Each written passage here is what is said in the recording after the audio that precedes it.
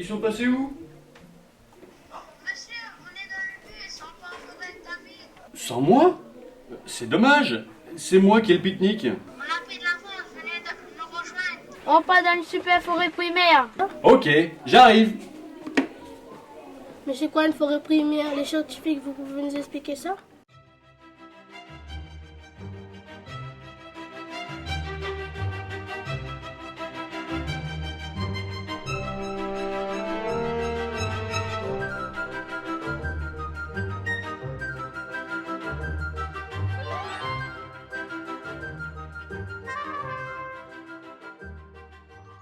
Une forêt primaire, c'est une forêt qui n'a pas été modifiée par l'homme.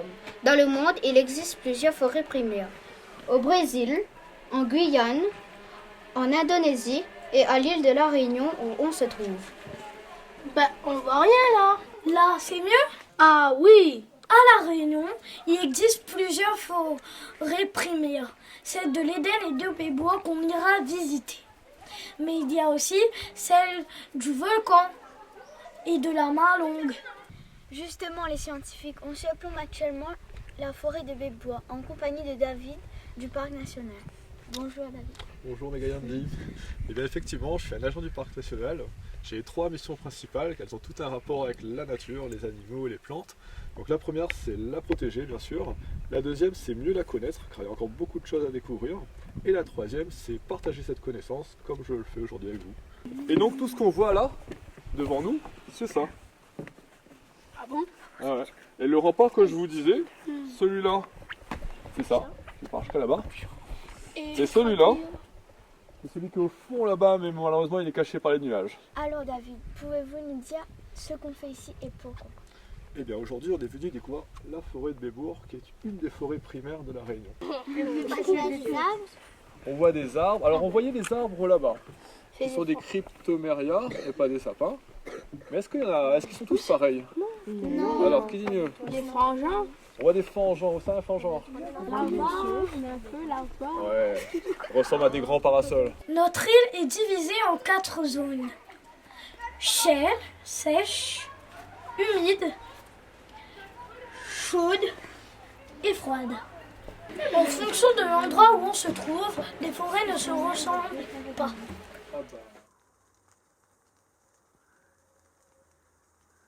Ici, on est dans un endroit de la montagne où il fait froid et où il pleut beaucoup. C'est très important parce que du coup, on aura une forêt adaptée à ces spécificités-là. D'accord? Donc ici, on a une forêt de montagne et une forêt humide.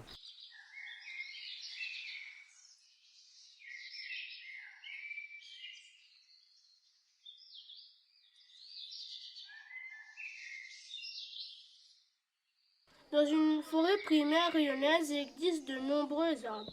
Mais on y trouve aussi des plantes au sol et des plantes épiphytes qui poussent sur les arbres, des oiseaux et des insectes. Donc, vous avez une petite boîte loupe. Qui c'est qui me prête la sienne? Hop. Une petite boîte loupe qui peut s'ouvrir comme ça. D'accord? Et l'idée, c'est de récolter les insectes qui sont sur les plantes. Par exemple, là, il y en a une ici. Ce qu'on va faire, sans abîmer la plante, on va la prendre délicatement et on va la secouer comme ça sur le pot. Et on ferme vite. D'accord? Là, c'est la loupe. Et à partir de là, on regarde bien attentivement si on voit quelque chose. Alors, les insectes sont souvent petits. Donc, il faut bien regarder. J'ai trouvé une araignée. Elle est grosse, mais en vrai, elle est petite. Mais elle bouge beaucoup.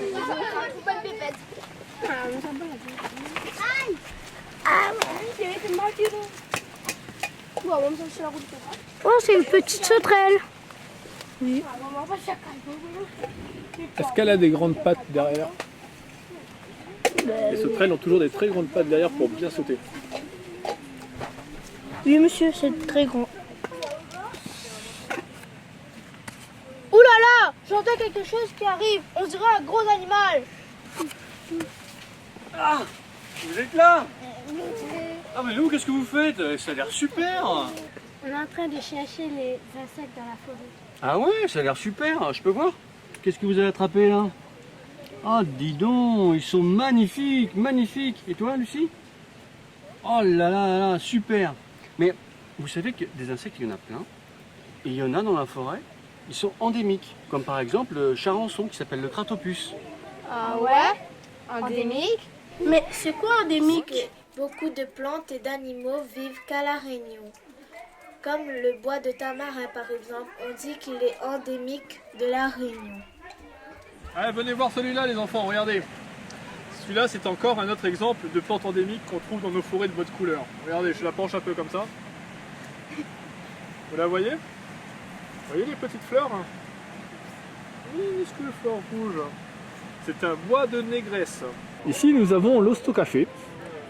Alors qui commence à être en fruit. Alors là c'est encore vert, mais quand les fruits seront bien mûrs, ça va devenir une belle petite boule noire. On dirait vraiment un grain de café, mais un café grillé. Et on peut retrouver aussi bien le bois maigre, le thon rouge, différents types de mao, le mao rouge, le petit mao. On a différents bois de catafaille. On a vraiment plein d'arbres endémiques différents.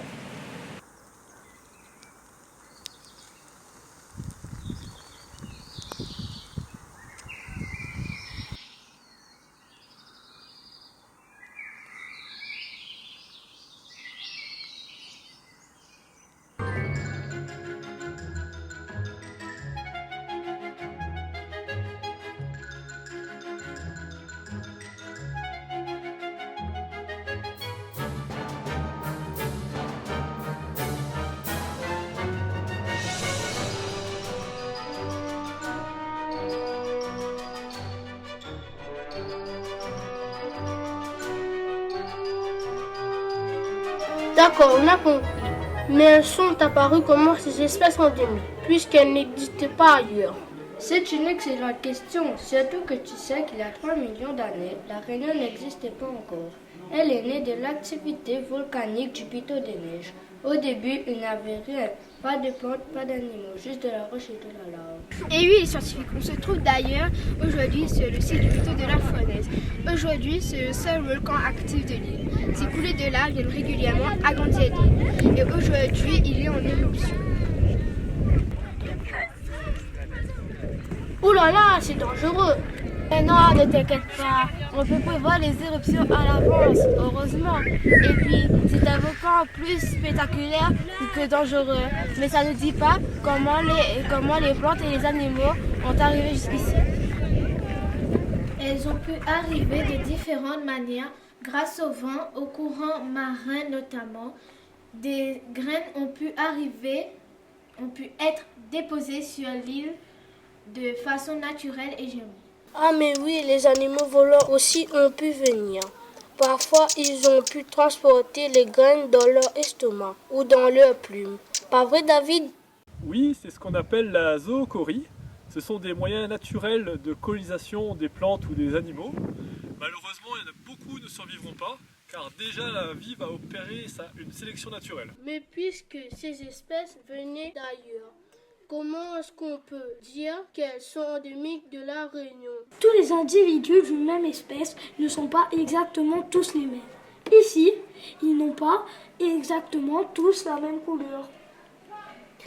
Dans leur environnement, ceux qui sont plutôt verts seront favorisés. Ils sont bien cachés des prédateurs.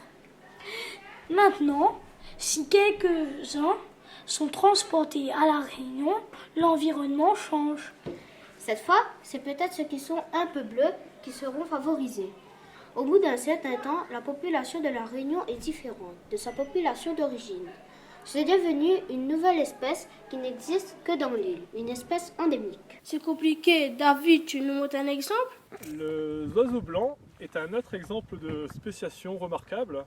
Donc c'est un oiseau qui n'existe qu'à la Réunion et qui est toujours en cours d'évolution. C'est-à-dire qu'on le retrouve aussi bien en Afrique, en Asie ou en Australie, sauf qu'ils sont légèrement différents.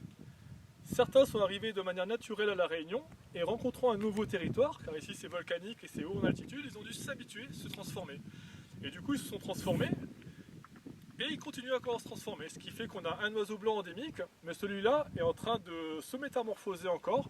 Et là maintenant on observe 2 sous-espèces différentes à la Réunion, et peut-être même 5.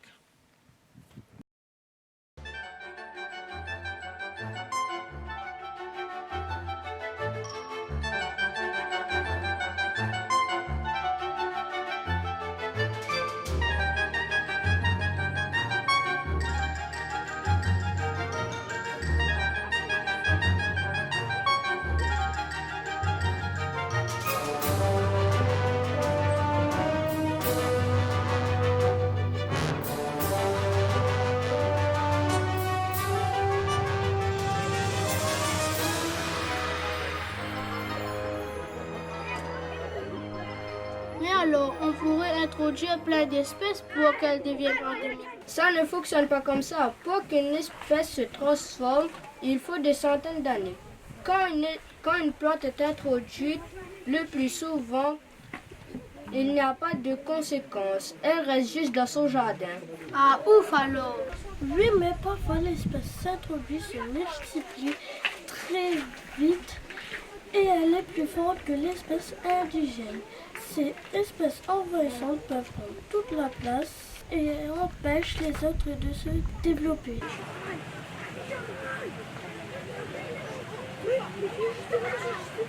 Oui, et puis le problème, c'est qu'aujourd'hui, et depuis que l'homme s'est installé sur l'île en 1638, les nouvelles plantes sont très nombreuses, et même beaucoup trop nombreuses, n'est-ce pas David? Tout à fait.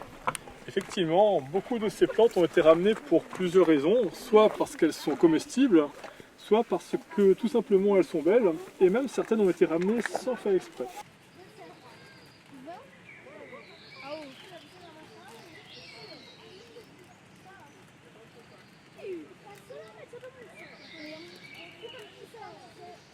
Alors David, tu nous peux citer les plantes invasives et les plantes endémiques menacées. Les plantes invasives, on en a beaucoup, mais on en a une terrible là, en ce moment, c'est le goyavier. Tu connais le goyavier? Oui. C'est bon le fruit, hein? Oui. Là, ça a été introduit pour ça, parce que le fruit est délicieux. Mais le problème, c'est qu'il ne va pas rester dans notre cour, il va aller dans la forêt, et il va remplacer tous les arbres qu'il y avait auparavant. Et certaines plantes vont même disparaître. À l'heure actuelle, par exemple, on a la diane clé, qui n'existe presque plus dans toute la Réunion.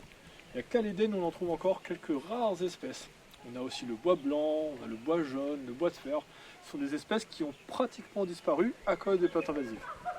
Sur les 905 espèces de plantes qui existaient à la Réunion, 49 ont déjà disparu. Et 275 sont critiquement menacées d'extinction.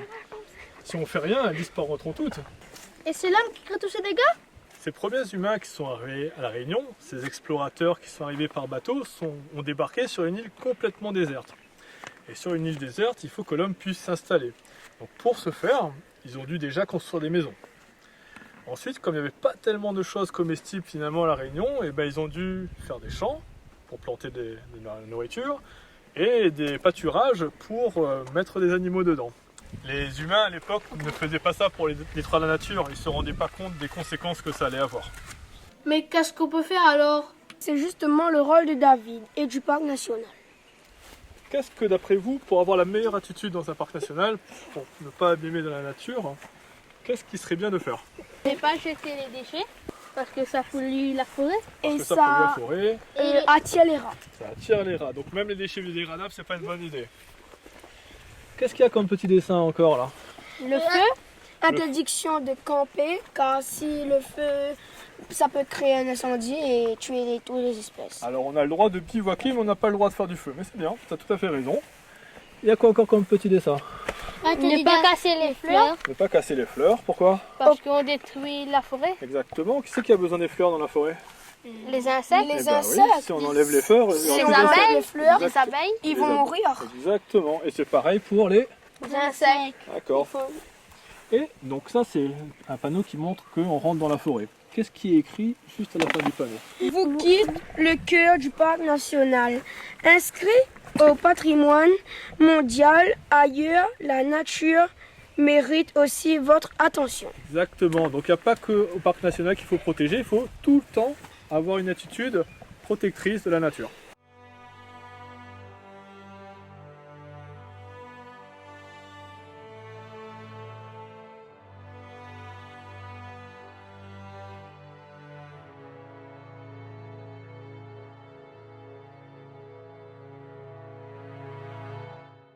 Tu veux pas prendre la relève?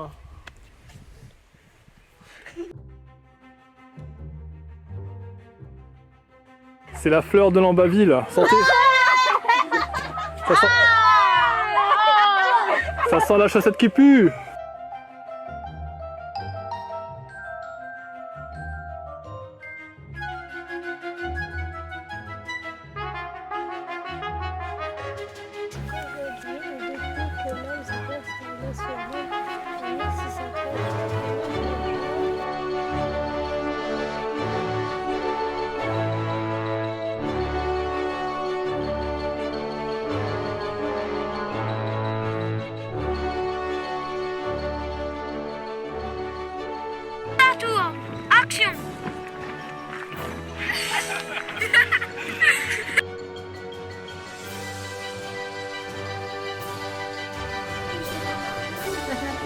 Monsieur, du coup, on va commencer la scène.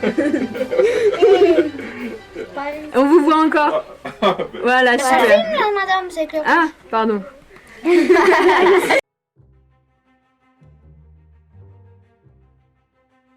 Ils n'ont pas tous la même couleur.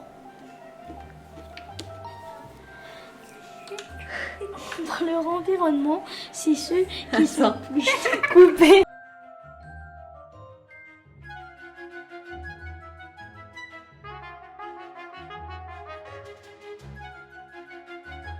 Ah, dis donc, ça a l'air super ce que vous faites là.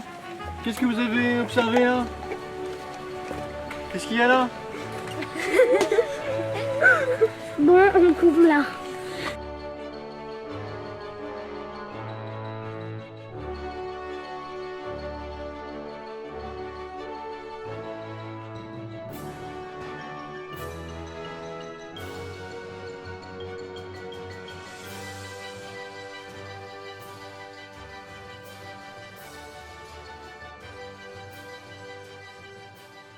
Et ça, on va commencer. Vous êtes filmé. Plus Megayondi est égal. Eh ben non, Mathias plus Vous êtes filmé. Son est égal que... Vous êtes filmé, vous êtes filmé. Bonjour, monsieur. Oh, Mathias c'est le meilleur gars du monde. Ok, ça, c'est C'est ça.